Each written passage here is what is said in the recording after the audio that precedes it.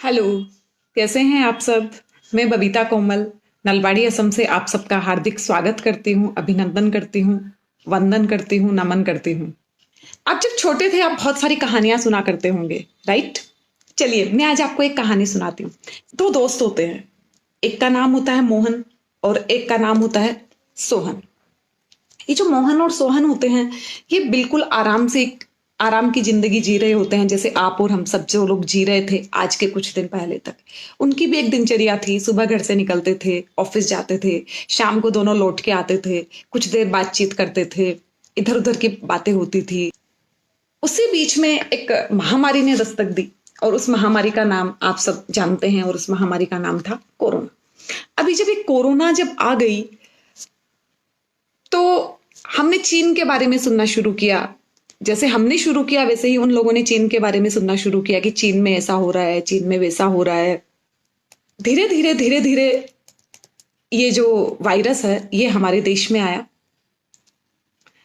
जब ये हमारे देश में आ रहा था उसके पहले हम काफी मजाक इस विषय पे कर रहे थे, हमारे यहाँ काफी मीम बन रहे थे, कई तरह के वीडियोस वायरल हो रहे थे जिसमें हम मजाक उड़ा रहे थे, उन लोगों का मजाक उड़ा रहे थे जो मास्क पहन रहे थे, उन लोगों का मजाक उड़ा रहे थे जो बार बार हाथ धो रहे थे। हम कई तरह की चीजें हमारी फेसबुक पे, हमारे सोशल मीडिया के तरह तरह के अकाउंट्स में डाल रहे थे। लेकिन रोहन थोड़ा सीरियस हो गया था। सोहन सीरियस नहीं हो पाया था, लेकिन इन सारी चीजों को देखते हुए रोहन में एक सीरियसनेस आ गया था। जो सोहन था उसके घर पे रहने की आदत नहीं थी, जैसे कि हमारे बहुत सारे पुरुष वर्ग की आदत नहीं होती है। उन्हें उसे कहीं ना कहीं ऐसा लगता था कि घर पे रहना तो जनानियों का काम है, घर पे रहना महिलाओं का काम है। पुरुष होते हैं उनका काम केवल घर पे रहना इतना ही है कि वो आए, खाना खाए, फिर वापस चले जाए। और उसकी भी कुछ ऐसी आदत थी कि वो आता शाम को, या तो ऑफिस से ही लेट आता, 10 बजे तक आता, और कोई दिन अगर जल्दी आ भी गया तो वो फिर से खाना खा के अपना डिनर करके चला जाता, और पास में जो भी पान की या नुक्कड़ की जो भी दुकान खुली रहती वहां जितने भी लोग रहते उनसे मिलके खूब सारी बातें किया करता और घर आता आकर सो जाता। न उसका बच्चों से बहुत ज्यादा एक रूटीन था कि वो बच्चों के साथ बहुत टाइम स्पेंड करता था, न बीबी के साथ बहुत ज्यादा टाइम स्पेंड करता था, न मम्मी पापा के साथ करता था। तो उसकी ऐसी कुछ आदत थी कि वो जब संडे को भी उसका यही रूटीन था कि वो घर पे आया फिर बाहर चला गया, ऐसा कुछ। लेकिन जब ये लॉकडाउन लग गया अब तो वो बाहर जा नहीं सकता है। अब वो अगर झूठा बहाना बना के दूध की केटली हाथ में लेके या सब्जी का थैला हाथ में लेके भी कितनी देर बाहर जा सकता है, या कितने दिन वो पुलिस को बेवकूफ बना सकता है। रहना तो उसको घर पे ही था। अब जाके उसके अंदर एक नेगेटिविटी क्रिएट होना शुरू हो गई, क्योंकि वो बिल्कुल प्रिपेयर नहीं था इस तरह की किसी भी परिस्थिति के लिए, न उसकी आदत थी घर पे रहने की। तो अब वो क्या करने लग गया, जब उसको इतना गुस्सा आने लग गया तो वो अपना पूरा का पूरा गुस्सा या तो अपनी बीबी पे उतारने लग गया, क्योंकि घर पे वो रहती थी, बच्चों पे उतारने लग गया। बच्चे घर में रहेंगे तो वो हुड़दंग करेंगे ही, लेकिन नहीं, उसको नहीं पसंद आता था। वो बच्चों पे चिल्लाता था, बीबी को डांटता था, मोदी जी को गाली देता था, देश की सरकार को गाली देता था, फोन लगाता था किसी को और बताता था आज यहाँ इतने लोग मर गए, आज यहाँ इतने लोग मर गए कर रहा था। और ऐसा करते करते करते करते ऐसा हुआ कि उसके अंदर नकारात्मकता इतनी ज्यादा बढ़ने लग गई, इतनी ज्यादा बढ़ने लग गई कि वो अब लिखने लग गया। लोगों का पढ़ पढ़ के, लोगों का सुन सुन के उसको एक लिखने का एक जोश आया, और वो जो भी लिखता था वो बिल्कुल नकारात्मक होता था। वो बड़ी बड़ी पोस्ट लिखता, इसके खिलाफ उसके खिलाफ, ये नहीं कर रहा है, वो नहीं कर रहा है, ऐसा नहीं हो रहा है, वैसा नहीं हो रहा है, ये होना था, वो होना था। और वो पूरा टाइम और उसका मेंटल प्रेशर बढ़ जाता, क्योंकि वो उन्हीं लोगों से बात करता जो नेगेटिव बात करते, या फिर वो दिन भर झुंझुला था क्योंकि उसको करने के लिए कुछ था नहीं। सोता तो भी कितना सोता, उसे और कुछ करने के लिए मिल नहीं रहा था। दिन भर वही टीवी के सामने बैठना, टीवी में दुनिया भर की इसी तरह की न्यूज देखना, और फिर जब न्यूज से थक जाए फेसबुक खोल लेना, इंस्टाग्राम खोल लेना, व्हाट्सएप खोल लेना, वहां पे भी यही सारी न्यूज, मतलब जहां देखो वहां कोरोना कोरोना कोरोना, इसके अलावा कुछ था ही नहीं। और वो धीरे धीरे धीरे धीरे इतनी नेगेटिविटी उसके दिमाग में इकट्ठी होने शुरू हो गई जिसका उसे एहसास ही नहीं हुआ। और दूसरी तरफ था उसका दोस्त रोहन, जिसके बारे में हमने बात की थी।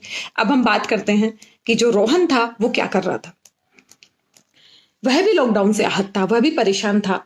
देश में कुछ ऐसा हुआ था जो पहली बार हुआ था, उसकी किसी किसी को भी आदत नहीं थी, बट फिर भी उसने किसी को नहीं कोसा। उसे पता था कि कुछ चीजें ऐसी होती है जो हमारे हाथ में नहीं होती है। तो इस समय को रोहन ने अपने हिसाब से इस्तेमाल करना शुरू किया।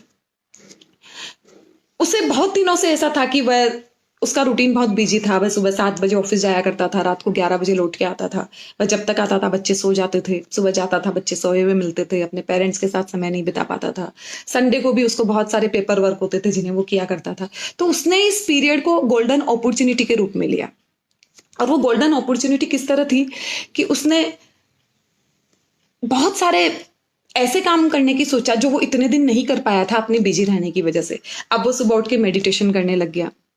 मेडिटेशन करने का उसको बहुत दिन से इच्छा होती थी, लेकिन वह कर नहीं पाता था। और उसे पहली बार पता चला कि कई लोग जो बोलते हैं प्रकृति के साथ समय बिताने से ये होता है, वो होता है, ऐसा महसूस होता है, वैसा महसूस होता है, इसका उसे पहली बार एहसास हुआ जब वह खुद उसने प्रकृति के साथ समय बिताया। जब वह ऊपर गया, छत पे गया, उसने वहां पे प्राकृतिक जो हमारी जो एक विटामिन डी हमें जिससे मिलता है सूरज की रोशनी में, वो बैठा, तब उसे पता चला कि इसका क्या एहसास है। तब पहली बार जब उसने थोड़ी देर पेड़ पौधों के आसपास समय बिताया, खुले आसमान को देखा, निहारा, रात को छत पे गया, चांद तारों को निहारा, तो उसे लगा कि सच में प्रकृति कितनी खूबसूरत है। आज तक उसने कभी ऐसा मौका ही नहीं मिला था। तो उसने उस एक चीज को अपने अंदर डेवलप किया और बच्चों के साथ में वह खेल खेलने लग गया जो वह बचपन में खेला करता था। वो बच्चे जो उससे दूर रहते थे, कभी कभी उससे मिल भी लेते थे तो केवल एक डिस्टेंस बना के रहते थे, जब उसने उन बच्चों से कहा कि चलो बच्चों आओ आज अपन खेलते हैं। हम लोग बचपन में गट्टे खेला करते थे, हम बचपन में कंचे खेला करते थे, आओ हम भी खेलते हैं। कंचे तो हमारे पास नहीं है, लेकिन मैं आपको सिखाता हूँ हम कैसे कंचे खेलते थे, हम कैसे कागज की नाव बना के पानी में बहाया करते थे। उसने एक बाल्टी ली, बाथरूम से छोटी सी नाव बनाई और उसमें बच्चों को बहा के दिखाई।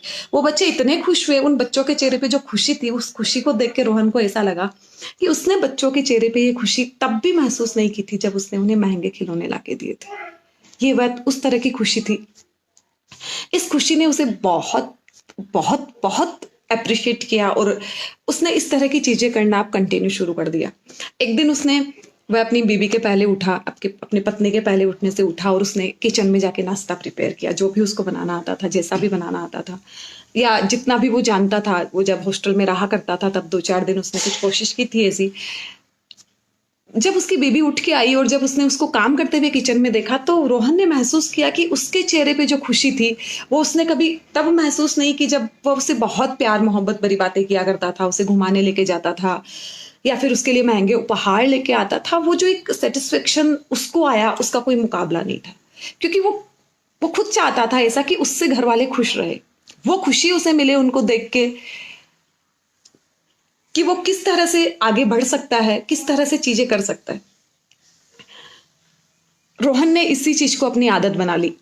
उसने एक दिन अपने घर के सारे एल्बम निकाले, वो एल्बम जो कोने कोने कोने कोने में रखे हुए थे, दिवाली के दिन निकलते थे, पहले तो एल्बम का जमाना था। उन सारे एल्बम को उसने पूरे परिवार के साथ में बैठ के देखने का सोचा।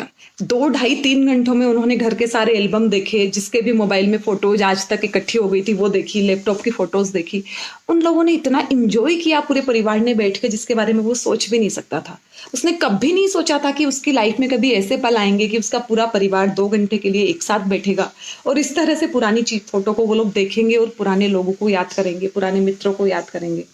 और यही पुराने मित्रों को याद करने से उसे एक और ख्याल आया कि क्यों न जो पुराने मित्र हैं उनको कॉल किया जाए, एक बार फिर से उन्हें याद किया जाए। और सच में उसने ये भी शुरू किया। उसने अपनी टेलीफोन डायरेक्टरी निकाली पुरानी, जहाँ पे फोन नंबर लिखे हुए थे। अब आजकल मोबाइल का जमाना है, तो जैसे भी वो जिससे भी एक फ्रेंड से कांटेक्ट हुआ, उससे दूसरे के नंबर मांगे, दूसरे से तीसरे के मांगे, उन सारे कजिन के नंबर मांगे जिनसे काफी सालों से बात नहीं होती थी, या कभी किसी शादी में मिलते थे, किसी समारोह में मिलते थे तब बात होती थी। उन सब चीजों को भी उसने शुरू किया करना। इन सारी चीजों में उसका बहुत अच्छा टाइम जाने लग गया। और इसके साथ साथ उसे एक चीज और दिमाग में आई कि जब वो छोटा था तो स्कूल में गाया करता था। जब भी कोई प्रोग्राम होता था तो उसके जो हेडमास्टर जी थे, उसके जो टीचर्स थे या उसके जो साथ पढ़ने वाले बच्चे थे, वो उसे कहते थे तुम अच्छा गाते हो, तुम एक बार गा के दिखाओ। लेकिन उसने तो पिछले 20 साल में गाया ही नहीं। वह इतना ज्यादा बिजी हो गया अपनी लाइफ के अंदर कि वह भूल गया कि उसे गाना भी आता है। एक दिन जब उसने देखा कि उसका बेटा किसी ऐप को देख रहा है, तो उसने पूछा अपने बेटे से, बेटा ये क्या चीज की ऐप है? तो बेटे ने उसको बताया कि पापा हम इसमें गा सकते हैं और म्यूजिक पीछे बजता रहता है, हमें केवल गाना होता है। और कई लोग इस एप्लीकेशन के अंदर है जो गाना सुनने के शौकीन है और जो खुद भी गाते हैं। वो हमारा गाना सुनते हैं और उन्हें हमारा गाना अच्छा लगता है तो वो हमें अप्रिशिएट भी करते हैं, हमारी तारीफ करते हैं। अब रोहन को तो पता ही नहीं था ऐसा भी कुछ होता है, क्योंकि उसको तो केवल अपने काम से मतलब था, या फिर अगर वो बाहर की एक्टिविटीज से जुड़ा हुआ था तो केवल इतना जुड़ा हुआ था कि वो कैसे घर वालों को खुश रख सके। अब वो कैसे खुश रखता सकता था, उसके अपने तरीके थे। उन्हें हफ्ते में एक बार घुमाने ले जाता था, उनके लिए महंगे उपहार लाता था, मूवी दिखाने ले जाता था, होटल ले जाता था। लेकिन ये जो खुशी अब उसको जो लग रहा था कि उसके परिवार वाले उसके साथ पा रहे हैं, तो वो धीरे धीरे धीरे धीरे बहुत और ज्यादा अप्रिशिएट होते जा रहा था और ज्यादा खुश होते जा रहा था। तो इसी कड़ी में उसने ये गाना गाना शुरू किया, क्योंकि खुद वो अप्रिशिएट हो रहा था आसपास के माहौल से, तो उसका खुद का एक जो पॉजिटिव एनर्जी थी वो बढ़ रही थी। तो उस पॉजिटिव एनर्जी के बढ़ने से उसमें जोश आया कि वो एक बार फिर गाना शुरू करेगा। जब इतने लोग गा सकते हैं तो मैं क्यों नहीं गा सकता, जब मैं बचपन में गाता था। तो उसमें स्वाभाविक ही टैलेंट था। तो जब उसने पहला गाना गाया, भले वो इतना अच्छा नहीं हुआ होगा, लेकिन उसकी धुन के ऊपर इतनी ज्यादा पकड़ थी, इतनी ज्यादा पकड़ थी कि जब उसने पहला गाना, उसके बेटे ने उसको निकाल के दिया, धुन निकाल के दे दी, उसके अनुसार उसने गा लिया। और उस गाने को जिस ऐप में उसने डाला, आप सब जानते ही हैं ऐसी बहुत सारी ऐप हमारे पास मौजूद है, तो उस ऐप ने उसको इतना ज्यादा पसंद किया। कुछ देर बाद जब उसके बच्चे ने उसको आके दिखाया कि देखो पापा, आपके गाने पे 5 कमेंट्स आए हैं और 20 लाइक आए हैं। अब 20 लाइक और 5 कमेंट उसके लिए बहुत बड़ी बात थी। उसने तो कभी सोचा ही नहीं था कि उसके खुद के घर वाले उसे गाते हुए सुनेंगे। और उसने वहां से एक स्किल डेवलप की अपनी, कि मैं फिर से गाना गाना सीखूंगा। जो मेरे अंदर स्वाभाविक टैलेंट बचपन में था, जो इतने दिनों तक खो गया था, आज मैं खुद उसके साथ जीऊंगा और मैं फिर से गाना शुरू करूंगा। और सच में उसने गाना शुरू किया और इस तरह से 1-1.5 घंटा उसका गाने में जाने लग गया, क्योंकि उसे वो स्किल वापस सीखनी थी जो उसमें पहले थी। वह इंग्लिश बोलना सीखना चाहता था, क्योंकि उसके यहाँ पे कुछ फॉरेन क्लाइंट आते थे, तो जो उसके जूनियर थे या जो सीनियर थे, वो सीनियर ये कह देते थे कि रोहन जी, आप तो बात कर नहीं पाओगे, आप रहने देना, हमारे जो बाहर से जो क्लाइंट आए हैं इनसे ये डील करेगा। उसे कई बार बुरा लगता था कि मैं क्यों नहीं इंग्लिश बोल सकता हूँ इन लोगों की तरह। मैं समझ सकता हूँ उनकी पूरी बातें, लेकिन मैं इंग्लिश बोल नहीं सकता, इसलिए मैं उनके साथ डील नहीं कर सकता जिस तरह से ये लोग डील कर सकते हैं। इसलिए उसने वहां से चाहा कि वह इंग्लिश बोलना सीखेगा। जब उसने अपने बच्चों से ये बात शेयर की तो उसके बच्चे बहुत खुश हुए कि आज पापा जो हमें हमेशा सिखाते आ रहे हैं कुछ ना कुछ, वो आज हमसे कुछ सीखना चाह रहे हैं। तो उन बच्चों ने भी कोशिश की, बच्चों के साथ इंग्लिश में टॉकिंग शुरू की, और उन्होंने कई तरह की चीजें बच्चों ने बता दी कि पापा आप इस तरह से अपनी ये स्किल बढ़ा सकते हो। इस तरह की कई सारी चीजें करके उसने अपना समय वो बिताने लग गया। इस समय में उसने 2-3 चीजें सीखी।